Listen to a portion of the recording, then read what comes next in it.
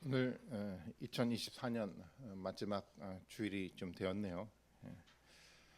항상 마지막 때가 되면 지난 시간을 돌아보게 되는 것 같아요. 저도 지난 시간을 한번 돌아다 보게 되는데, 1995년도 처음으로 그 총신 신대원에 들어가서 처음으로 이제 3월이죠. 그때부터 이제 목회자로서의 삶들을 살아가기 시작을 했는데, 올해로 딱 30년째 되는 좀 해였어요. 지난 시간 제가 어떻게 살았는가 한번 삶들을 돌아다 보면 정말 많은 일이 정말 많이 있었죠. 누구에게나 마찬가지인 것처럼 돌아다 보면 참 어려운 일도 많았던 것 같아요. 목회자로서 일들을 감당하기 버겁다라는 생각이 들 때도 많았고, 그래서 때때로는 하나님 앞에 원망도 사실은 많이 했었던 것도 사실이었고, 또 그럼에도 불구하고 한번 되돌아보니까 좀 하나님이 저에게 주셨던 은혜가 참 너무도 크시다는 생각을 가질 때마다 좀 감사한 마음을 가질 수밖에 없었던 것 같아요. 그러니까 감사한 마음이 그렇더라고요.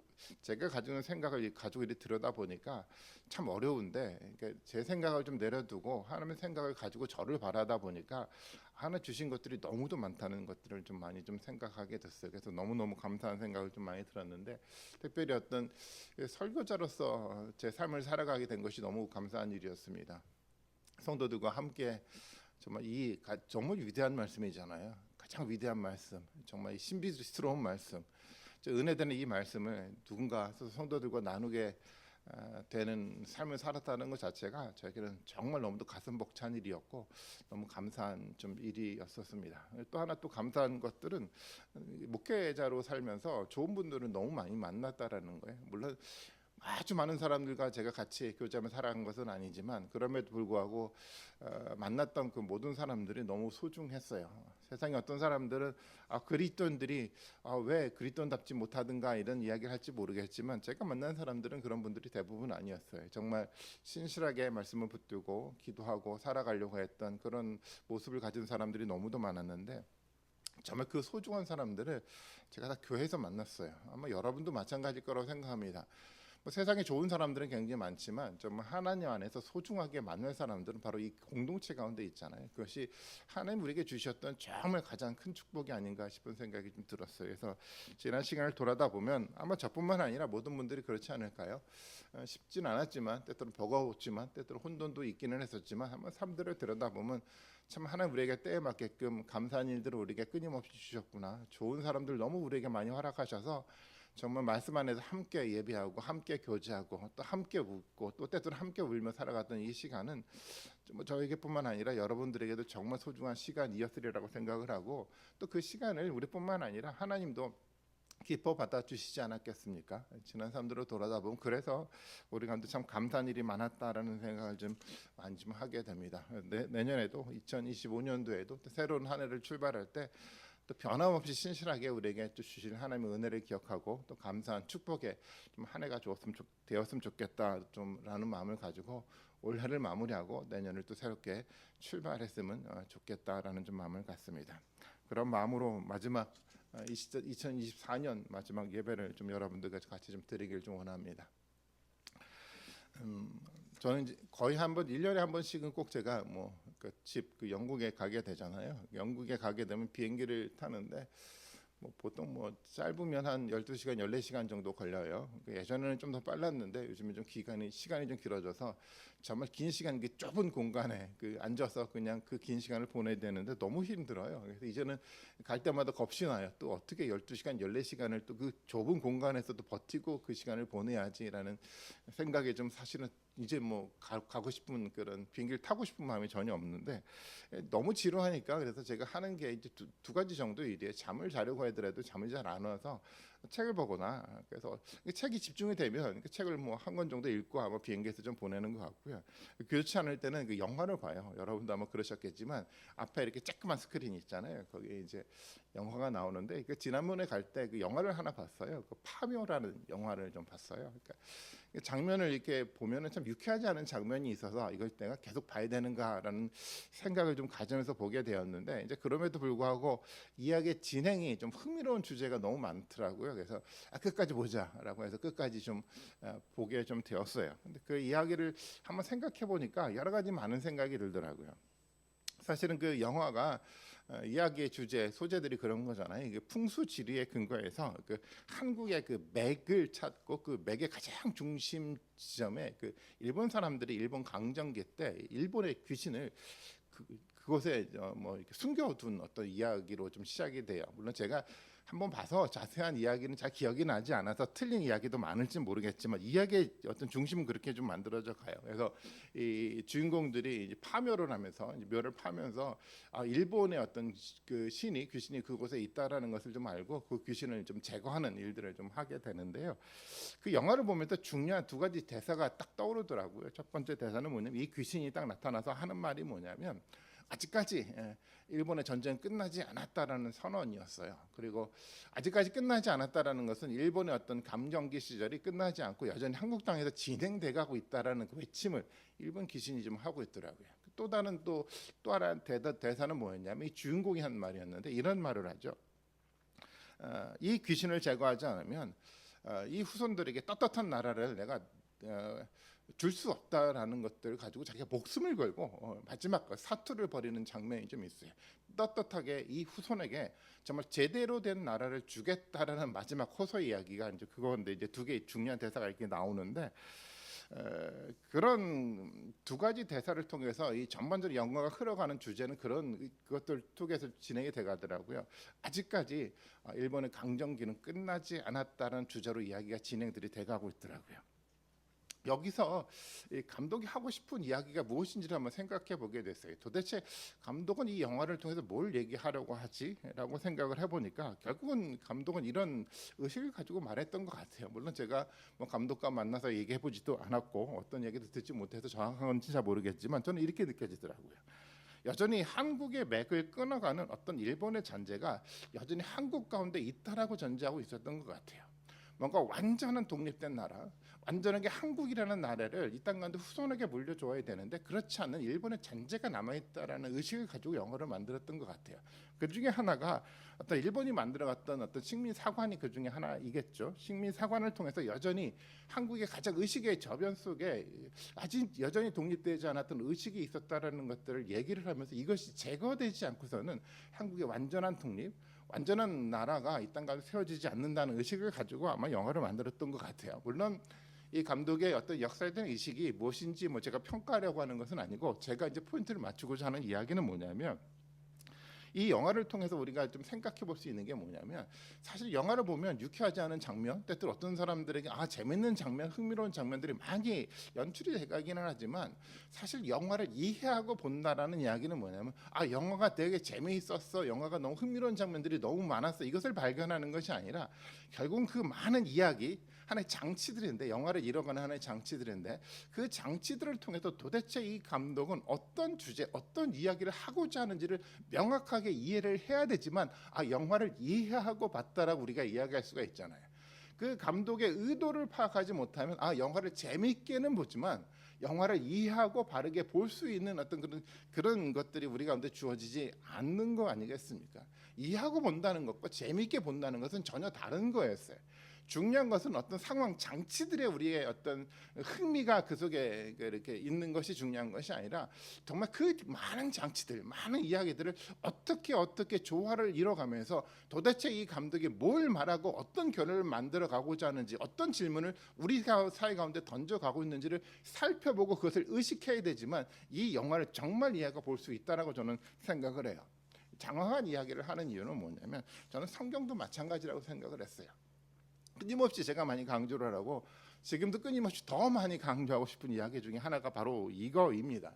정말 중요한 것은 뭐냐면 흥미로운 어떤 이야기를 찾는 게 중요한 것이 아니라, 또 어떤 사람들은 은혜가 되는 어떤 이야기를 찾는 것이 하나도 중요한 것이 아니라 성경을 이해한다라는 이야기는 그 많은 장치들 가운데 도대체 하나님이 이 장치들을 통해서 뭘 얘기하려고 했는지에 대한 바른 이해의 근거에서 성경을 읽을 때 우리는 성경을 이해하게 된다라고 말씀을 좀 드릴 수가 있어요. 오늘 본문에 우리 에스더를 좀 읽었는데 에스더를 우리가 역사서라고 얘기를 하죠. 이 역사서는 이제 뭐 여러 가지 역사적인 이야기를 기록한 책들을 다 역사서라고 얘기를 해요. 뭐 창세기, 뭐 출애굽기, 여호수아, 사사기, 사무엘서, 뭐 역대기, 뭐 여러 가지 열왕기, 모든 것들이 다 역사서죠. 그 역사에 대한 이야기를 다루고 있기 때문에 역사서라고 우리는 얘기를 해요. 근데 저는 조금 생각이 좀 달라요. 물론 역사가 그 속에 있기는 있지만 이것은 역사서라기보다는 역사를 담고 있는 신학서라고 정의하는 것이 전 더 바람직하다라고 저는 생각을 하고 있어요. 왜냐하면 역사 이야기가 있는 것은 분명하지만 역사 이야기를 하려고 성경을 기록한 것이 아니라 역사라는 여러 가지 장치들을 가지고 하나님의 어떤 신앙에 대한 이야기, 신학적인 이야기를 우리가 던져주고자 이야기를 하고 있다라는 거예요. 그래서 우리가 성경을 읽으면서 우리가 알아야 될 것은 뭐냐면 재미있는 이야기, 흥미로운 이야기, 역사적인 이야기를 살피는 것이 아니라 물론 그것을 살펴야 되겠지만 보다 더 중요한 것은 그것을 통해서 도대체 내재되어 있는 성경의 주제라든가 도대체 하나님이 이것을 통해서 뭘 말하려고 하는 핵심적인 메시지가 우리 가운데 발견돼 가야 되지만 우리가 하나님의 말씀을 들을 수 있는 길이 우리 가운데 열려져 가는 겁니다. 보통 사람들은 그렇게 생각을 많이 하더라고요. 굉장히 잘못된 생각인데 성경에 대한 이야기, 역사적인 이해를 많이 갖고 있는 것이 하나님 말씀을 많이 알고 있다라고 생각하는 거였어요. 성경을 메독을 하고 났더니 이스라엘 역사가 잘 꿰지고 있어. 성경을 여러 가지 읽었더니 아브라함 얘기가 뭐고 요셉의 이야기가 뭔지 다 기억하고 있어라고 생각하고 내가 성경을 많이 알고 있다라고 얘기를 하는데 저는 절대 그렇게 생각하지 않아요.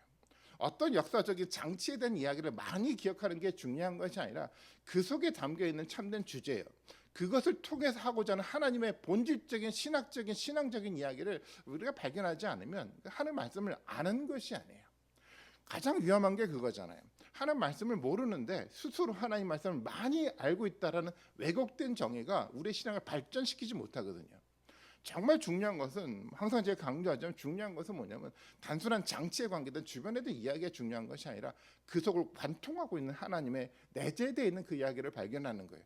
그때 비로소 우리는 누구의 음성을 들을 수 있냐면 그때 비로소 우리는 하나님의 음성을 들을 수가 있어요. 세상의 사람들도 다 그렇잖아요. 역사 이야기 얼마든지 다 들을 수 있잖아요. 근데 그 가운데 신앙이 생겨나지 않아요. 신앙은요 역사 이야기를 통해서 만들어져 가지 않고 그냥 역사 이야기를 우리 스스로 그냥 은혜되는 이야기로 만들어서 신앙이 만들어져 가는 것이 아니고 건강한 신앙은 뭐냐면 정말 성경을 통해서 2000년 전에 3000년 전에 4000년 전에 많은 선지자들을 통해서 우리에게 하고자 했던 그 이야기의 진짜 의미를 발견할 때 정말 하나님과의 영적인 교류를 통해서 신앙이 그제서 생겨나는 겁니다. 저는 그래서 그렇게 성경을 읽어야 돼야 된다고 생각을 해요. 마치 그냥 영화를 보고 그냥 재밌게 봤어라고 나는 영화를 봤어라고 얘기하는 게 중요한 것이 아니라 성경을 나는 일독했어 그러니까 성경을 많이 알아 이것이 중요한 것이 아니라 정말 성경이 담고 있는 본질적인 신앙의 이야기 하나님 정말 인격적으로 우리 가운데 오늘날도 동일하게 이 말씀을 통해서 우리가 던져주고자 하는 그 이야기를 들을 수 있을 때 비로소 우리는 하나님의 음성을 들을 수 있게 되는 겁니다. 저는 그래서 우리 모든 분들이 그렇게 하는 말씀을 좀 대할 수 있었으면 좋겠고 정말 하나님이 정말 하고자 했었던 정말 우리 자신에게 하고자 했었던 그 음성을 들을 수 있는 그런 축복의 은혜가 정말 우리 가운데 있기를 너무도 간절히 좀 바라고 있어요. 그런 마음으로 사실은 지난 시간을 이렇게 목회를 했는데 되돌아보면 참 많이 부족했던 생각이 너무 많이 들어요. 그러니까 항상 그런 마음을 좀 많이 갖게 되는데 제가 설교자로 또 있으면서 좀 마지막까지 정말 이렇게 하는 말씀을 정말 이렇게 바르게 온전하게 좀 나눴으면 좋겠다라는 마음을 정말 많이 가지고 좀 있습니다. 우리가 에스더를 보면서도 마찬가지잖아요. 에스더 속에서 우리가 여러 가지 많이 유다 사람들이 가지고 있었던 어려움, 위기 그 속에서 극복되었던 여러 가지 상황들에 대한 이야기가 중요한 것이 아니라 에스더 속에 내재되는 과연 신학적 주제와 신앙의 의미가 무엇인가를 찾아가는 게 더 중요한 거예요. 그러니까 막연하게 사람들이 그냥 표면적으로 드러났던 것을 가지고 우리 마음대로 적용하는 것이 아니라 정말 이 에스더 속에 가장 깊은 곳 속에서 흐르고 있는 정말 그 흐름들에 대한 주제가 무엇인지를 파악하는 것이 굉장히 중요하죠. 물론 어떤 사람들은 에스더를 보면서 이런 이야기를 하기도 합니다. 에스더 속에 하나님이 드러나지 않는데 어떻게 에스더를 통해서 하나님의 근거한 신앙적 주제를 찾아낼 수 있습니까? 라고 이야기를 하기도 해요. 단순하게 에스더 이야기는 유다 민족이 페르시아에서 잘 살아가고 있는 유다 민족이 관계된 이야기지 과연 이것이 성경 이야기입니까? 라고 반문을 하기도 합니다. 그런데 그렇지 않죠. 우리가 계속 에스더를 통해서 우리가 계속해서 반복해서 이야기했던 것처럼 에스더에는 하나님이 등장하지 않는 거예요. 등장하지 않는 게 아닌 겁니다. 하나님이 등장하고 있어요. 단순히 표면적으로 드러나지 않을 뿐 내면적으로 끊임없이 하나님에 대한 이야기를 에스더는 언급하고 있다는 겁니다. 이것이 에스더를 기술하고 있는 굉장히 중요한 방법이었습니다. 신학적 주제도 마찬가지죠. 없는 것이 아니에요. 그 속에 내재되어서 하나님 명확한 주제를 가지고 에스더서를 전체를 이끌어가고 있다는 거예요. 그게 도대체 무엇일까요? 하나님은 분명하게 이 에스더서의 근거에서 에스더 속에서 하나님 분명하게 드러나 있어요. 오늘 읽었던 본문을 통해서도 마찬가지인데요. 오늘 본문에 보면 그 불임이라는 얘기가 등장하잖아요. 불임절이라는 어떤 이야기를 좀 하고 있어요. 유다인들이 지켰던 너무도 중요하게 생각했던 불임절은 이 불이라는 단어를 통해서 만들어졌는데 이 불이라는 단어는 뭐 성경에 기록되어 있는 것처럼 뭐냐면은 그 주사위와 같은 형태의 물건을 말하는 거예요. 그 주사위와 같은 형태를 던져서 어떤 날을 결정하는 날 그런 방법을 바로 이 부르라고 얘기를 하는데 사실 이런 비슷한 방법이 성경에서도 등장을 해요. 그러니까 페르시아에서 하만이란 정치인이 하기 전에 사실은 이게 비슷한 방법이 성경 속에도 등장을 합니다. 잠언서 16장 33절의 말씀에 보면 이렇게 표현을 하고 있어요. 제비는 사람이 뽑지만 결정은 누가 하십니까? 결정은 주님께서 하신다라는 믿음을 가지고 사람들은 살아갔어요.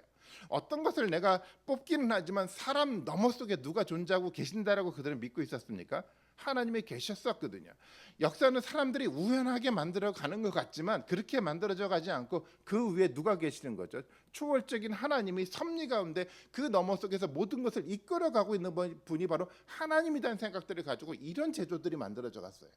실제적으로 사도행전에서도 이런 이야기가 등장하는데 12제자 중에서 가룟 유다가 죽지 않았습니까? 그래서 또 다른 하나의 제자를 새롭게 뽑으려고 하는데 그게 누가였냐면 마띠아였었는데 아시는 것처럼 마띠아가 어떻게 뽑혔습니까? 제비에 뽑아서 뽑혔어요. 왜냐하면 제자들도 그런 의식을 가졌어요. 정말 이 제자들은 누가 뽑아야 되냐면 하나님이 뽑아야 되기 때문에 최종적으로 누구에게 맡기냐면 하나님에게 맡기기 위해서 그들이 뭐를 던졌냐면 제비를 뽑았다라는 거예요. 그러니까 제비를 뽑거나 이런 주사위를 던져가는 과정 가운데 그들이 가지고 있는 생각은 뭐냐면 내가 내 생각과 내 판단이 아니라 누구에게 맡긴다는 거죠. 신에게 하나님께 맡긴다는 의식을 가지고 이런 행위를 했었습니다. 물론 오늘 본문에 던졌던 부르라는 이 주사위를 던졌던 하만의 행위가 이 하만이 하나님의 뜻을 구하기 위해서 부르를 이 주사위를 던지진 않았어요. 하지만 그럼에도 불구하고 하나님은요. 아무것도 모르는 하만이 이런 날을 정하기 위해서 이 부르를 던졌지만 그 가운데 누가 개입하셨다라는 겁니까? 하나님이 개입하셨다라는 거예요. 왜냐하면 이 부르를 던져서 이 하만이라는 사람은 유다 민족을 다 죽이기 위해서 진멸하기 위해서 날짜를 선정을 했는데 그날이 어떤 날짜가 됐죠? 오히려 반대로 유다 사람들이 진멸되는 것이 아니라 유다 사람들의 원수들이 진멸되는 역전의 상황들을 만들어갔다는 것이 바로 이 불임절이었잖아요. 그 이야기는 어떤 이야기냐면 바로 하나님이 개입하셨다는 얘기잖아요. 물론 하나님의 이름은 여기서도 등장하지 않아요. 하나님의 어떤 이야기도 등장하지 않지만 명확하게 이 상황들을 들여다보면서 우리는 어떻게 인정할 수밖에 없습니까? 하나님이 개입하셔서 일하셨다는 것을 누구도 다 알고 인정할 수밖에 없다라는 거죠. 저는 이것이 하나님의 역사라고 생각을 해요. 아무도 모르게 하나님 우리 가운데 개입하신다라는 거예요. 때때로 우리 눈에 보이지 않는 것처럼 느껴질 수도 있어요. 아무리 불러도 하나님 도대체 나타나지 않아요. 우리가 교회 신앙생활을 하면서도 그렇지 않습니까? 얼마나 우리가 기도합니까? 근데 하나님 보이지 않을 때가 있어요. 왜 하나님은 보이지 않고 왜 이 공동체 안에 시간이 지나가면 지나갈수록 하나님의 복보다는 하나님의 위기 가운데 끊임없이 우리가 내몰려져 가고 있으니까라는 혼돈과 고민을 우리가 할 때가 많잖아요. 하나님 도대체 어디 계시죠? 이런 질문할 때 있지 않았습니까? 근데 성경을 통해서 분명하게 얘기를 하고 있잖아요. 하나님 개입하신다는 거예요. 위기 속에서도 세상의 어떤 기득권이나 세상의 정치 권력을 가진 그 사람들 가운데서도 이 하나님의 복음을 가진 사람들은 하나님의 개입하셔서 지킨다라는 명확한 이야기를 에스더를 통해서 이야기하고 있지 않습니까? 에스더는요 하나님이 등장하지 않는 것이 아니라 하나님이 개입하셔서 보이지 않게 행동하시는 그 모습을 에스더는 그려가고 있었던 거였어요. 당연히 이 일들을 통해서 하나님은 분명한 목적을 가지고 어떤 신학적 주제를 가지고 에스더를 전개해 나가고 있다라고 우리는 이해할 수밖에 없다라는 거죠. 도대체 에스더는 어떤 이야기를 도대체 하고 싶었던 거였을까요? 궁극적으로 뭘 말하고자 했었던 것일까요? 저는 그 이야기를 이해하기 위해서 우리가 읽어야 될 본문이 저는 예레미야 말씀이라고 생각을 해요. 전에도 한번 읽었죠. 예레미야 말씀 한번 봐볼까요? 하나님은 예레미야를 통해서 미리 포로가 되기 전에 이미 이런 예언의 말씀을 하셨어요. 어떤 말씀이었습니까? 나 만군의 주 이스라엘의 하나님이 말하는데 미리 이런 이야기를 했어요. 내가 예루살렘에서 바빌로니아로 잡혀가게 한 모든 포로들에게 말하는데 너희는 그곳에서 집을 짓고 정착해라라고 얘기를 하고 있어요. 과수원도 만들고 열매도 따먹고 장가도 들어서 아들 딸도 낳고 너희 아들들도 장가를 보내고 너희 딸들도 시집을 보내서 그들도 아들 딸들을 낳도록 하여라. 너희가 그곳에서 번성하고 그곳에서 줄어들지 않게 하라라고 하나님은 이미 말씀하셨다라는 거예요. 하나님 이 말씀을 잊어버리지 않았어요. 이 말씀을 에스더를 통해서 명확하게 보여줘 가지 않습니까? 하나님의 공동체가요, 하나님의 백성들이 당연히 이스라엘과 예루살렘 성전을 중심으로 당연히 공동체가 모여져 가야 돼요. 하나님의 계획은 거기서 끝나지 않습니다. 하나님의 공동체는 어디서도 생겨나야 됩니까? 예루살렘뿐만 아니라 강대국이었던 세상의 가장 세상적인 나라였던 페르시아에도 바벨론에도 당연히 하나님의 공동체는 존재해야 됐었고 그 속에서도 번성해야 한다라는 것이 하나님의 계획이었어요. 창세기 1장을 통해서 모든 창조를 하고 난 다음에 온 모든 것들을 다 다스리고 번성하라고 말씀하셨던 것처럼 하나님이 예루살렘에 하나님의 관심이 집중된 것이 아니라 예루살렘을 통해서 어디로까지요? 모든 나라까지 하나님의 나라가 번성해야 된다는 의식을 하나님 분명하게 가지고 있었기 때문에 예레미야를 통해서 이런 얘기를 하신 거예요. 이런 얘기가 어디서 증명이 됩니까? 에스더를 통해서 증명이 되잖아요. 이방 나라 땅이요. 정치인들이 있는 정치인들이 통치해 나가는 그 땅 가운데서도 이 하나님의 공동체가 많은 위기 속에서도 끊임없이 지켜질 뿐만 아니라 번성해 나가고 있는 것을 이 본문을 통해서 그려가고 있잖아요. 이것이 하나님의 이야기 아닐까요? 우리는 사도행전을 너무도 잘 알고 있어요. 사도행전 1장 8절이 어떤 말씀이었습니까? 성령이 임하시면 복음이 어디에서부터 시작을 합니까? 예루살렘으로부터 시작해요. 근데 거기서 끝나지 않아요. 예루살렘으로부터 어디까지 확장돼 갑니까? 유다와 사마리아와 땅끝까지 이르러 확장돼 가잖아요. 물론 사도행전에서 땅끝은 어디를 말하는 겁니까? 가장 강대국이었던 로마를 말하는 거였어요. 가장 강대국이었던 로마까지 하나님의 복음은 하나님의 계획 속에 진행될 일들을 가지고 있었다라는 거예요. 이 사도행전의 이야기가 이미 어디서 보여졌습니까? 에스더를 통해서 보여졌잖아요. 하나님의 예레미야를 통해서 말했던 것처럼 이제는 예루살렘뿐만 아니라 페르시아에서도 바벨론에 대해서도 세상의 어떤 강대국 속에서도 하나님의 공동체는 존재해야만 했었고 하나님은 그 공동체를 지키겠다고 약속을 이미 하셨다라는 거예요. 에스라, 느헤미야, 에스더는 저는 하나의 어떤 신학적 주제를 가지고 있는 책이라고 저는 생각을 하고 있어요. 에스라, 느헤미야는 어디에 집중을 하고 있습니까? 예루살렘에 집중하고 있어요. 예루살렘 성전을 중심으로 만들어져 가고 있는 성전 중심의 공동체를 중심으로 에스라, 느헤미야는 말하고 있습니다. 하지만 에스더는 그 예루살렘 중심이었던 공동체가 어디로 확장하게 만들어가죠? 페르시아라는 세상으로 확장되게 만들어가고 있었다라는 거예요. 에스더를 통해서 분명하게 하나님이 이런 이야기를 우리에게 던져가고 있다라는 겁니다. 복음은요 한 곳에 머물지 않아요. 복음은요 온 나라 가운데 확장돼 가게 돼 있어요. 하나님은요 조그만 곳 가운데 하나님이 아니라 온 만방 가운데 가장 위대한 하나님이 바로 우리가 믿고 있는 그 하나님이라는 겁니다. 그래서 이곳 가운데서도 하나님의 교회가 세워져 간 겁니다. 이곳 가운데서도 하나님의 거룩한 공동체가 세워져 간다고 한다면 당연히 우리는 어떤 생각을 가질 수밖에 없습니까? 하나님은 이곳에서 하나님의 공동체를 지킨다라는 거예요. 위기가 있을 수 있어요. 혼돈도 있을 수 있습니다. 어려움도 당연히 있을 수 있어요. 그렇지만 하나님은 이 약속을 지키시는 거예요. 우리를 통해서 이 약속을 지키시겠다라고 에스더를 통해서 우리 가운데 중요한 이야기를 하고 있다는 겁니다. 유다 사람들이 만들어 갔었던 그 재미있는 흥미로운 역사 이야기가 중요한 것이 아니라 이야기를 통해서 우리는 어떤 하나님의 이야기를 들어가야 되는 겁니까? 이 땅 가운데서도 대한민국 이 땅 가운데서도 하나님은 공동체를 세우셨고 공동체를 지키시기 위해서 하나님 지금도 우리를 집중해서 보고 있다는 것이 에스더를 통한 하나님의 음성 아니겠습니까? 저는 이 음성을 들을 수 있어야 나가야 된다고 생각을 해요. 그렇다고 한다면 구체적으로 하나님 어떤 일을 구체적으로 해나가셨습니까? 앞서 말씀을 드렸던 것처럼 하나님은요 정말 위기 가운데 있는 신앙 공동체를 지키셨어요. 본문 9장 1절에 봐볼까요? 이렇게 기록을 하고 있어요. 12째 달인 아달월 13일에 드디어 왕이 내린 명령과 조서대로 시행하는 날이 되었어요. 이 날은 본래 유다 사람들이 원수들이 유다 사람을 없애려고 한 날인데 오히려 유다 사람이 자기를 미워하는 자들로 없애는 날로 바뀐 날이 바로 이 아달월 13일이었다라는 겁니다. 이 날에는 두 가지 조서가 내려졌어요. 첫 번째, 하만을 통해서 만들었던 조서가 어떤 거였습니까? 모든 유다 사람들을 죽이라는 조서였어요. 이 조서는 사라지지 않았습니다. 왕이 내렸던 조서는요, 취소가 될 수가 없어요. 그래서 유다 사람들의 원수들은 이 조서에 근거해서 어떤 일들을 벌여가려고 했었습니까?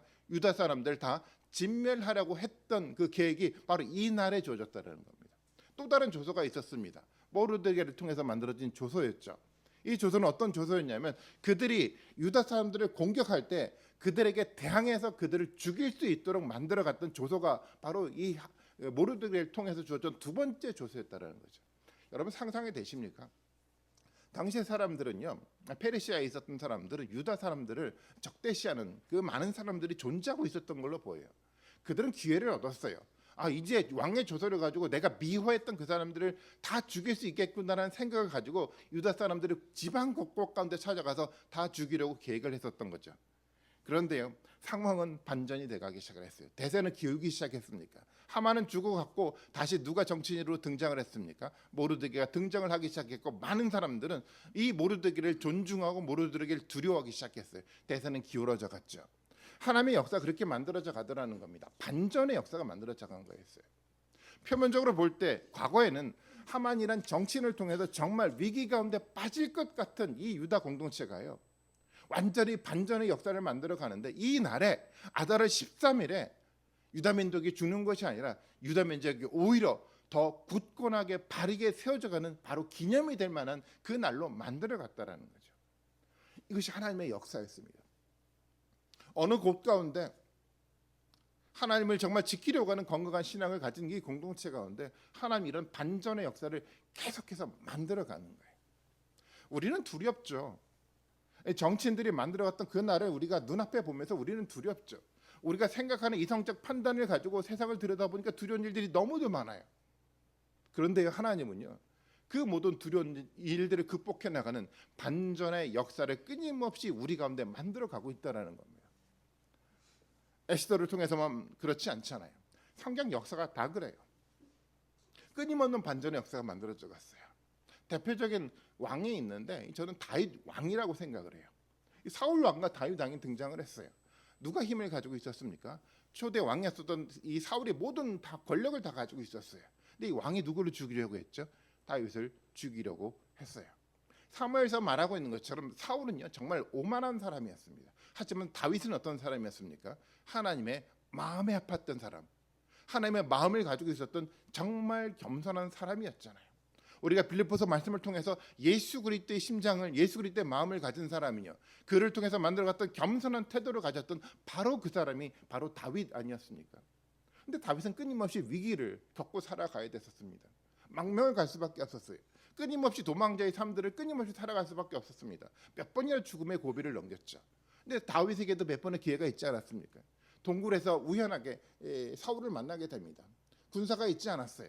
이 다윗의 군대 부하들은 이렇게 얘기를 하죠. 정말 이것이 절호의 기회입니다. 이때 그토록 원수처럼 보였던 사울을 죽이십시오라고 얘기를 했을 때 다윗은 뭐라고 반응을 하죠? 아니요, 그러면 안 돼요. 왜요?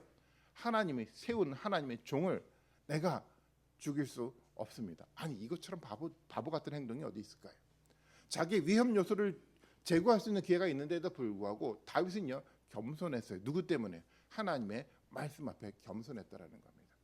정말 답답한 이 상황들을 다윗은 만들어 갔는데, 그런데 어떻게 됐습니까? 결론적으로 본다고 한다면 하나님은 오만한 사람 사울을 전쟁터에서 죽이지만 다시 다윗을 어떻게 됩니까? 예루살렘의 가장 위대한 왕으로 세우지 않았습니까?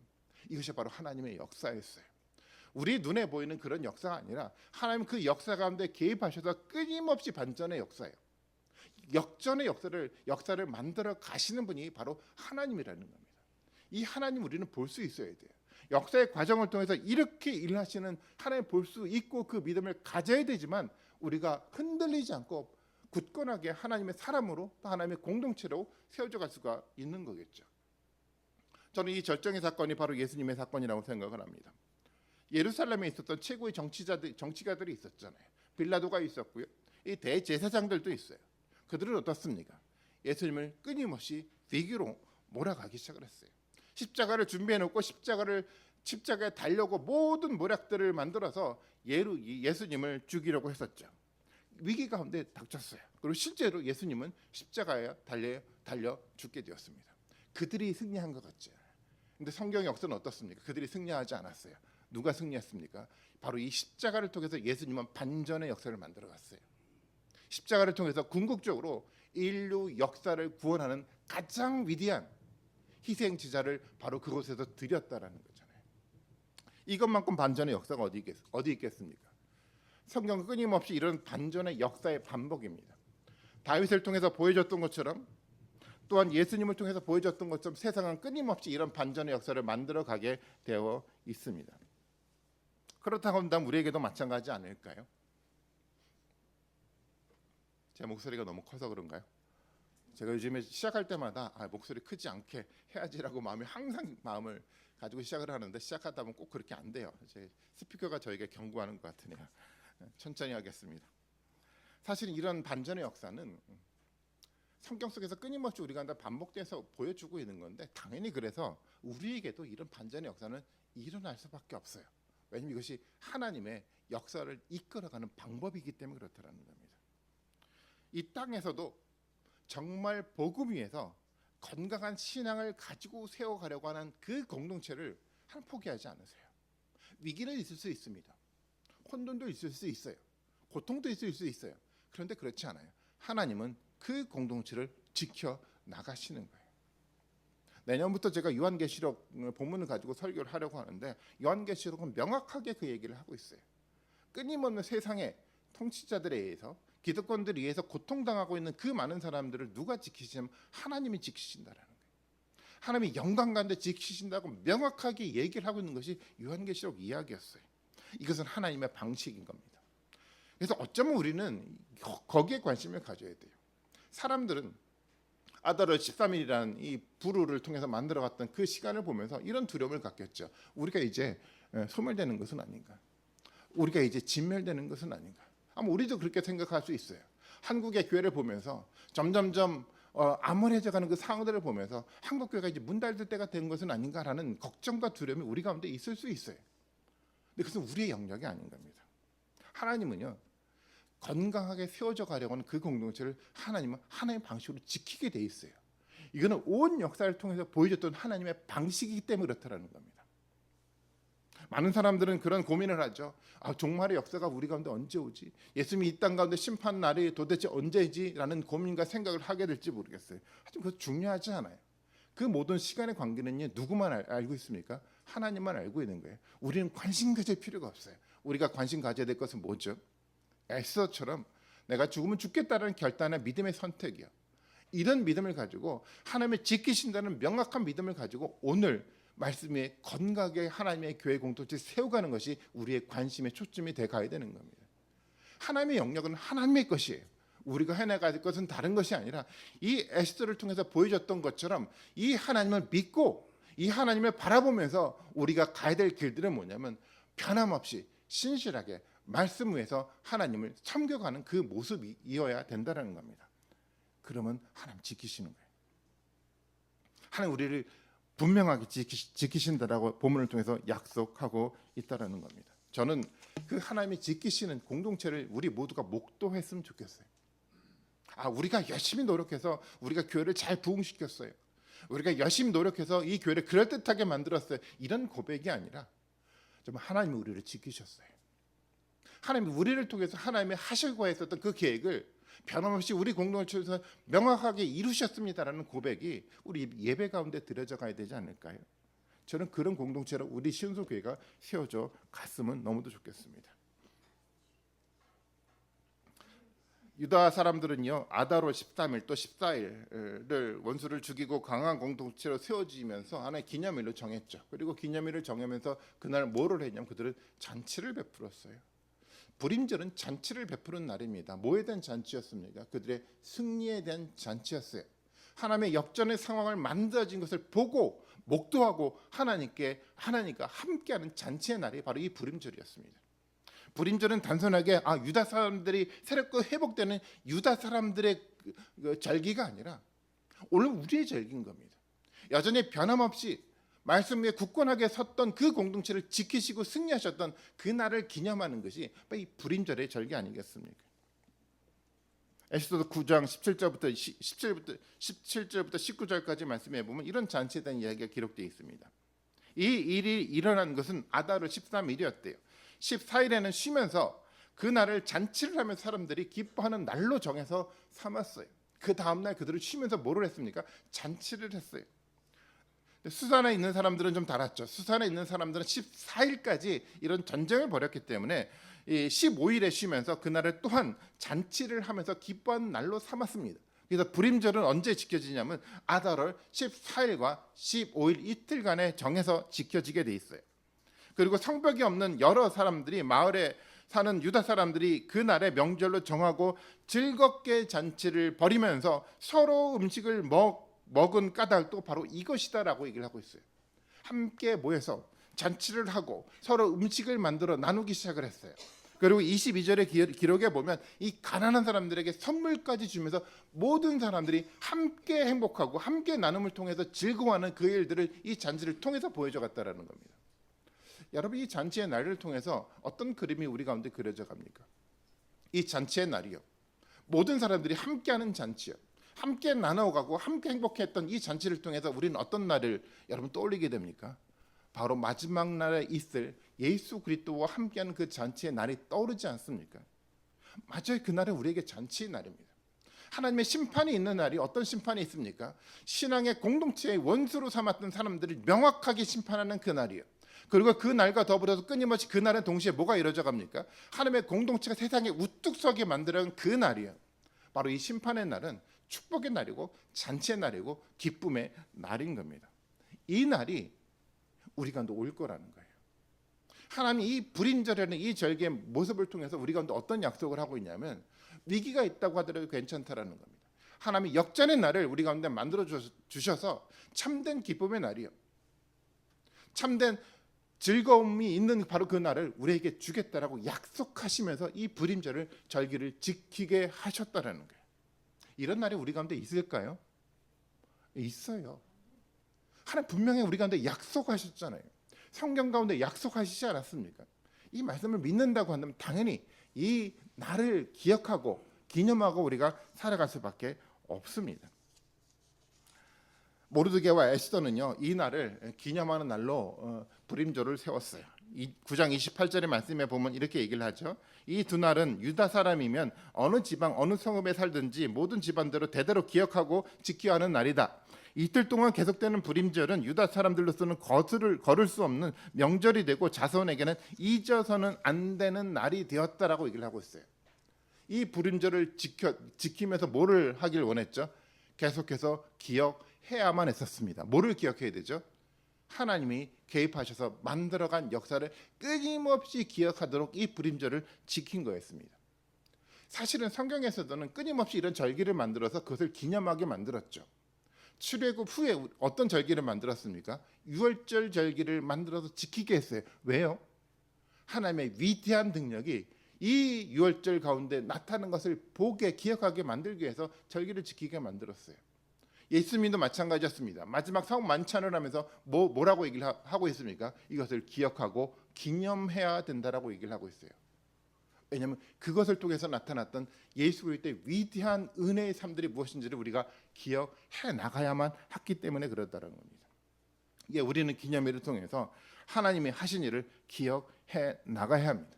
하나님이 얼마만큼 신실하신지, 하나님이 얼마만큼 위대하고 능력이 있는 분이신지 그 날을 가지고 우리는 기억할 수 있어야 되는 겁니다. 여러분들에게 어떤 그런 날이 있지 않습니까? 우리 삶을 통해서 살아가다 보면 우리에게도 그런 날이 좀 있습니다. 우리가 교회가 세워진 날도 그렇지 않았습니까? 처음에 이제 창립 기념 주일이 다음 주 오게 되는데 이제 10년째 되는 날인데요. 우리가 그 창립 기념 일을 하면서 우리가 어떤 고백을 했습니까? 하나님이 개입하셨더라고요.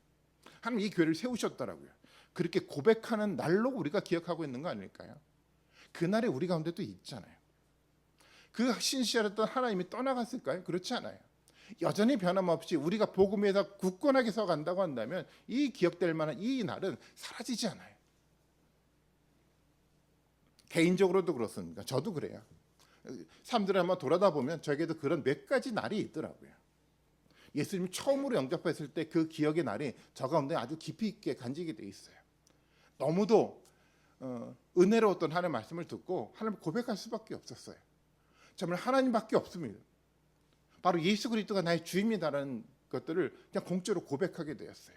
이 날은 저한테 정말 사라지지 않은 기억되는 날이었어요.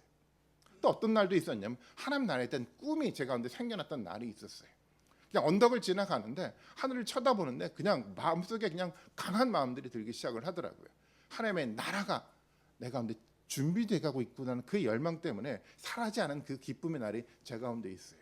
이 기억들은요 제 마음속에 사라져가지 않더라고요. 한 번에 또 날은 뭐냐면 예수님의 정말 사랑, 은혜에 대한 감격했던 날이 있었어요. 끊임없이 언덕을 올라가면 끊임없이 기도를 하고 있었는데 어느 순간 이런 은혜의 마음들을 주시더라고요. 하나님이 너를 구원하셨더라고요.